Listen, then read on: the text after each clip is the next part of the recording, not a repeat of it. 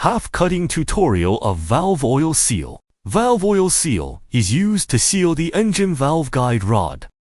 It can prevent the oil from entering the combustion chamber and avoid the combustion of the oil to form carbon deposits in the combustion chamber. According to the size of the valve oil seal, we choose the desktop table cut 200 precision cutting machine for half cutting, fixed with a flat push fixture, and selected Torsion A50 alumina cutting blade. Set cutting parameters. Cutting speed 2500 revolutions per minute. Cutting speed 0.5 millimeters, s.